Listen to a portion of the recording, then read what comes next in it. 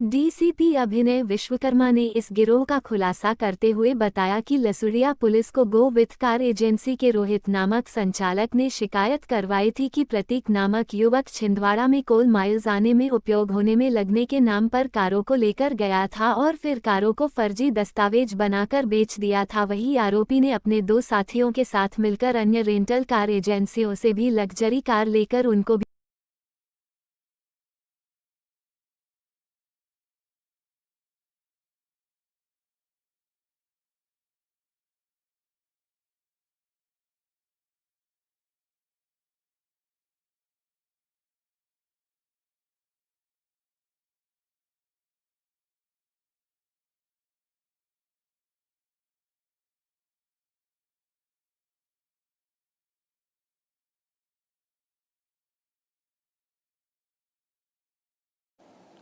लसुड़िया थाना क्षेत्र में महामई में रोहित पिता नागराज यदुवंशी के द्वारा एक शिकायत करी गई थी, जिसमें उनके द्वारा बताया गया था कि वो गोवित कार नाम से एजेंसी चलाते हैं और कार को रेंटल बेसिस पे देते हैं, जिसमें इस दौरान एक प्रतीक चौधरी करके जो व्यक्ति है उसने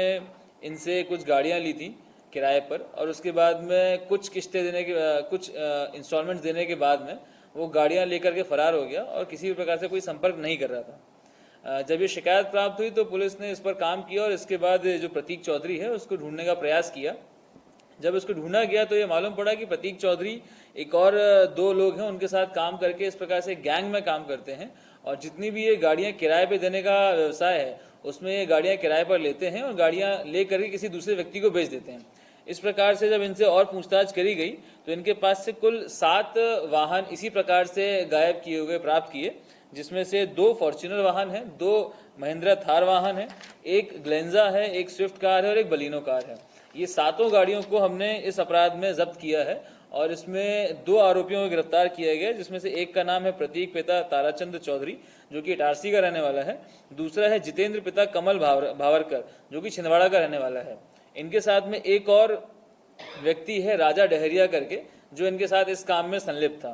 इनके द्वारा मोडस ऑपरेंडी ये था कि ये लोगों को बताया था कि कोल माइंस हैं छिंदवाड़ा में जहां पर गाड़ियों की आवश्यकता है, वहां पर गाड़ियां लगाने के लिए आप लोग को मौका दिया जा रहा है और आप लोग को कुछ मंथली बेसिस पे पेमेंट दिया जाएगा। ये प्रलोभन दे करके लोगों की गाड़ियां लगवाई गई और उसके बाद गाड़ियां किसी अन्य लोगों को बेच दी गई। इस प्रकार से इनके द्वारा धोखाधड़ी करी गई थी और सभी गाड़ियों के फर्जी दस्तावेज तैयार किए गए और फर्जी दस्तावेज बना करके उनको बेचा गया था, इसलिए इसमें वैसी उल्लिखित धाराएं लगाई गई हैं। इसमें आरोपियों को गिरफ्तार किया गया, एक आरोपी फरार है जिसकी गिरफ्तारी जल्द से जल्द की जाएगी। इस पूरे कार्रवाई में थाना प्रभारी लसूड़िया और उनकी टीम का बहुत ही महत्वपूर्ण योगदान रहा है और इसमें अच्छी रिकवरी की गई है। लगभग 1,90,00,000 की रिकवरी करी गई है।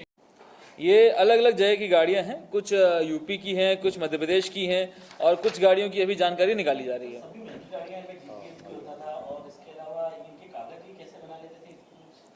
इनके द्वारा सभी गाड़ियों के दस्तावेज फर्जी रूप से बनाए गए हैं और सभी फर्जी दस्तावेजों की जांच की जा रही है। वो किस प्रकार से बनाए गए हैं, कौन कौन इसमें इन्वॉल्व है, अभी विवेचना के दौरान इसकी भी जानकारी निकाली जाएगी और उनके विरुद्ध भी वैधानिक कार्रवाई की जाएगी। तो इनका बैकग्राउंड क्या है? ये बेसिकली गाड़ियों को लेने देने का ही काम करते हैं, जो डीलरशिप्स होती हैं उस प्रकार का इनका काम है और गाड़ियों को किराए पे दे करके जो मंथली रेंट चलता है उस वो काम करते हैं। अभी जांच इसमें जारी है, अगर कुछ और गाड़ियों की जानकारी मिलेगी तो उनको भी इस अपराध में जब्त किया जाएगा। ये कुछ गाड़ियां इटारसी से मिली हैं, कुछ गाड़ियां छिंदवाड़ा से मिली हैं, अलग अलग जगह पर इन लोगों ने किसी को बेच रखी थी, उनसे गाड़ियों को जब्त किया गया है। ये बात उनकी जानकारी में नहीं थी क्योंकि इन्होंने फर्जी दस्तावेज बना करके उसको बेचा था जिससे वो असल लग रहे थे। अभी सभी भूमिका की जांच की जा रही है, इसमें किसी ब्रोकर की या दलाल की भूमिका अगर समझ में आएगी तो उसके खिलाफ भी कार्रवाई की जाएगी।